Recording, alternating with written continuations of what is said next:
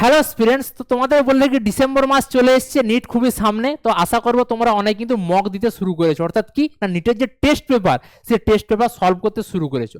এবং তোমরা এই টেস্ট পেপার সলভ করতে গিয়ে অনেক রকম প্রবলেমের বেসিক্যালি সম্মুখীন হচ্ছ। কি না অনেকেই তো ফুল কমপ্লিট পড়া পড়ে গেছো, রিভিশন করে গেছো, কিন্তু কি না পেপারে নাম্বার আসছে না। অথবা কি হতে পারে, তুমি যখন পেপার দিতে গেছো, তুমি যখন বাবেল করতে যাচ্ছ, অর্থাৎ কি না ওএমআরসিটা গোল মার্ক করতে যাচ্ছ, তখন নানা রকম মিস্টেক হয়ে যাচ্ছে। অথবা কি হতে পারে, তুমি টাইম ম্যানেজমেন্ট করতে পারছো না, টাইমের মধ্যে পেপার কমপ্লিট করতে পারছো না, কোন সাবজেক্ট করবে, কোন সাবজেক্ট আগে করবে, কোন সাবজেক্ট পরে করবে সেটা বুঝতে পারছো না।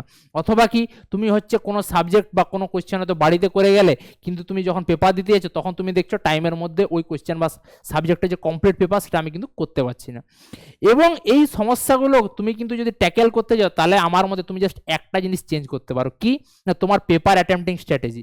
তোমার যে পেপার অ্যাটেম্পটিং স্ট্র্যাটেজি, সেই পেপার অ্যাটেম্পটিং স্ট্র্যাটেজি অর্থাৎ কোন সাবজেক্ট আগে করবো, কোন সাবজেক্ট পরে করবো, কীভাবে রিভিশন করবো, কীভাবে বাবেল করবো, জাস্ট এই জিনিসগুলো চেঞ্জ করলেই কিন্তু আমার মনে হয় যে তোমার যে মার্কস সেটা কিন্তু 50 থেকে 100 মার্কস কিন্তু পেপারে কিন্তু চেঞ্জ হয়ে যেতে পারে বা বেড়ে যেতে পারে সোজা কথায়। এবং তোমাদের আমি বলে রাখি, আমারও কিন্তু এই পেপার অ্যাটেম্পটিং স্ট্র্যাটেজিটা জাস্ট চেঞ্জ করার কারণে যে মার্কস সেটা কিন্তু অলমোস্ট 100 মার্কস ইনক্রিজ করেছিল মেন পরীক্ষাতে, পাশাপাশি প্রত্যেকটা মকেও। তো চলো দেখে নেওয়া যাক কি আছে আজকের এই ভিডিওতে, পেপার অ্যাটেম্পটিং স্ট্র্যাটেজির ভিডিওতে। তোমাদের এক্ষেত্রে বলে রাখি প্রথমেই যে তোমরা জানো যে নিটের টোটাল টেস্ট ডিউরেশন হচ্ছে 3 ঘন্টা 20 মিনিট। 3 ঘন্টা 20 মিনিটের মধ্যে তোমাদেরকে কি না 3টে সাবজেক্ট অ্যাটেম্প করতে হবে, বায়োলজি, ফিজিক্স আর কেমিস্ট্রি। এবং সেক্ষেত্রে কিন্তু তোমাকে আমি ধরে নিচ্ছি যে এখানে বায়োলজির মধ্যেই বোটানি, জুলজি ইনক্লুড আছে, অর্থাৎ কি বোটানি, জুলজিটাকে আমি টোটাল বায়োলজির মধ্যেই ধরছি। টোটাল আমি ধরে নিচ্ছি তোমাদেরকে 90 কোয়েশ্চেন অ্যাটেম্প করতে হবে। তো এক্ষেত্রে বলে রাখি তোমাদের যে এক্ষেত্রে তোমরা যে এক্সামটা সেটাকে দুটো সেকশনে তোমাদেরকে কিন্তু অ্যাটেম্প করলে বেস্ট স্ট্র্যাটেজি কিন্তু এটা মানা হয়। একটা রাউন্ড 1 আর একটা হচ্ছে রাউন্ড 2, ঠিক আছে। রাউন্ড 1-এ যেটা তোমাদেরকে করতে হবে সেটা হচ্ছে প্রথমে আমি ধরে নিচ্ছি তুমি বায়োলজি অ্যাটেম্প করবে। পেপার অ্যাটেম্পটিং স্ট্র্যাটেজি বিভিন্ন জনে বিভিন্ন রকম হয়, কেউ বায়োলজি প্রথমে অ্যাটেম্প করে, কেউ ফিজিক্স প্রথমে অ্যাটেম্প করে, কেউ কেমিস্ট্রি প্রথমে অ্যাটেম্প করে। কিন্তু আমার মতে বা আমি যেটা করেছিলাম, আমার যেটা বেস্ট মনে হয় সেটা হচ্ছে বায়োলজি তুমি যদি আগে অ্যাটেম্প করো, যেটা হচ্ছে মোস্টলি স্কোরিং সাবজেক্ট, পাশাপাশি যে সাবজেক্টের বেসিক্যালি মার্কসের যে বেসিক্যালি শেয়ার নিটে এটা সব থেকে বেশি থাকে। তো বায়োলজি অ্যাটেম্প করলে কিন্তু প্রথমে ভালো হয়, তারপর কেমিস্ট্রি, তারপর ফিজিক্স। কারণ ফিজিক্সে তোমরা জানো ম্যাথামেটিক্যাল কোয়েশ্চেন থাকে, ম্যাথামেটিক্যাল এরর বা সিলি মিস্টেক হওয়ার প্রবাবিলিটি বেশি। সেক্ষেত্রে কিন্তু তোমার কি বেসিক্যালি মাথার কিন্তু সেক্ষেত্রে কিন্তু গন্ডগোল হয়ে যেতে পারে পরীক্ষার মাঝে। তো সেটাকে অ্যাভয়েড করার জন্য তুমি বায়োলজিতে প্রথমে ডাইরেক্ট তুমি কোয়েশ্চেন দেখছো, তুমি অ্যান্সার সলভ করছো, এটা প্রথম অ্যাটেম্প করাই কিন্তু বেটার। বাকি তুমি যদি চাও কেমিস্ট্রি প্রথমে অ্যাটেম্প করতে সেটাও করতে পারো, কিন্তু ইন মাই ওপিনিয়ন ফিজিক্স তুমি প্রথমে অ্যাটেম্প না করলেই কিন্তু সব থেকে বেটার হয় এক্সামের ক্ষেত্রে, ঠিক আছে। তো বায়োলজির ক্ষেত্রে বলে রাখি তোমাদেরকে করতে হবে টোটাল 90 আউট অফ 100 কোয়েশ্চেন্স, ঠিক আছে। দুটো সেকশন থাকে, বোটানি, জুলজি, এবং দুটো সেকশনের ক্ষেত্রে সেকশন এতে 35টা কোয়েশ্চেন থাকে, তোমাকে সবকটি অ্যাটেম্প করতে হবে। সেকশন বি এর ক্ষেত্রে কি না, সেকশন বি এর ক্ষেত্রে তোমার থাকে হচ্ছে টোটাল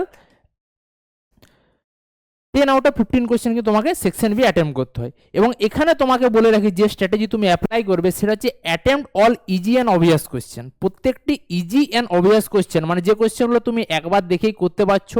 এখানে কিন্তু স্টেটমেন্ট বেস কোয়েশ্চেন বা ম্যাচ মেকিং এগুলো কোনোটাই ছাড়া যাবে না। যে কোয়েশ্চেনগুলো তুমি একবার দেখেই তোমার মনে হচ্ছে সলভ হয়ে যাবে বা তুমি ভালো করে দেখলে মনে হচ্ছে সলভ হয়ে যাবে, সেগুলো কিন্তু এই রাউন্ড 1-এ কিন্তু কমপ্লিটভাবে কিন্তু সলভ করে নিতে হবে বায়োলজির ক্ষেত্রে, ঠিক আছে। এবং তোমাদের বলে রাখি তোমরা যদি হচ্ছে কেমিস্ট্রি এবং ফিজিক্স এই দুটো ক্ষেত্রে কিন্তু সেম রুল অ্যাপ্লাই করবে একদম বায়োলজির মতো, অর্থাৎ কি না তোমরা একদম কমপ্লিট যতগুলি কোয়েশ্চেন এক নিমিষের মধ্যে দেখে বা একবার দেখেই তোমার মনে হচ্ছে এটা আমি করতে পারবো, বা একটু ভালোভাবে পড়ে দেখলে মনে হচ্ছে এটা করতে পারবো, সেগুলো সলভ করে নেবে কমপ্লিটলি। এবারে যেটা বিষয় রাউন্ড 1-এর এই বিষয়টা সেটা হচ্ছে টাইম ম্যানেজমেন্ট। এক্সামের ক্ষেত্রে সব থেকে বড় বিষয় টাইম ম্যানেজমেন্ট। তো তুমি টাইম ম্যানেজমেন্টটা কিভাবে করবে, কোন সাবজেক্টের জন্য কত টাইম দেওয়া দরকার বা কোন সাবজেক্টের জন্য কত টাইম দিলে তুমি পরবর্তীকালে রাউন্ড 2-তে যেতে পারবে, সেটা এখানে কিন্তু জানার বিষয়। তো সেটার ক্ষেত্রে তোমাদের বলে রাখি যে তোমরা হচ্ছে টাইম ম্যানেজমেন্টের ক্ষেত্রে ফার্স্ট রাউন্ডে বায়োলজির ক্ষেত্রে 40 মিনিটসের বেশি কিন্তু নেওয়া যাবে না, প্লাস মাইনাস 1-2 মিনিটস এদিক ওদিক হতেই পারে, কিন্তু বায়োলজির ক্ষেত্রে চেষ্টা করবে 40 মিনিটের মধ্যে পেপার কমপ্লিট করা। এবং 40 মিনিটের মধ্যে কতটা পেপার কমপ্লিট করা, অলমোস্ট 40 মিনিটের ক্ষেত্রে আমি এক্সপেক্ট করছি যে তোমরা কিন্তু মোটামুটি 90-র মধ্যে আউট অফ 85 কোয়েশ্চেন্স কিন্তু অ্যাটেম্প্ট হয়ে যাওয়া দরকার আছে ভালোভাবে চেক করে। কেমিস্ট্রিতেও তাই, almost 40 questions out of 45 questions কিন্তু অ্যাটেম্প্ট হয়ে যাওয়া দরকার আছে। ফিজিক্সের ক্ষেত্রেও তাই, 45-এর মধ্যে কিন্তু 40 কোয়েশ্চেন্স অ্যাটেম্প্ট হয়ে যাওয়া কিন্তু দরকার আছে। খুব ভালোভাবে তুমি যদি এগুলো অ্যাটেম্প করো তাহলে বায়োলজির ক্ষেত্রে তুমি 40 মিনিট সর্বোচ্চ দিতে পারবে, কেমিস্ট্রির ক্ষেত্রে 40 মিনিট তুমি সর্বোচ্চ ইউজ করতে পারো, ফিজিক্স যেহেতু ক্যালকুলেটিভ সাবজেক্ট আমি ধরে নিচ্ছি 1 ঘন্টা 10 মিনিট, ঠিক আছে, অলমোস্ট 70 মিনিটস, 1 ঘন্টা 10 মিনিট তুমি ফিজিক্সের ক্ষেত্রে কিন্তু দিতে পারো সাবজেক্টটাকে সলভ করার জন্য। তো কমপ্লিট যখন তোমার এই সেকশনগুলো সলভ হয়ে যাবে, তারপরেই যেটা সব থেকে বেশি ইন্টারভিউ পেপারে সেটা হচ্ছে বাবলিং, অর্থাৎ ওএমআর সিট, ওএমআর সিটে যে বাবলিং, অর্থাৎ যে প্রত্যেকটা অ্যান্সার হয়ে যাওয়ার পর তোমাদেরকে যে গোল মার্ক করতে হয় 4টে অপশানের মধ্যে একটা অপশানে, সেই বাবলিংয়ের কিন্তু কাজটা এর পরেই করে নিতে হবে।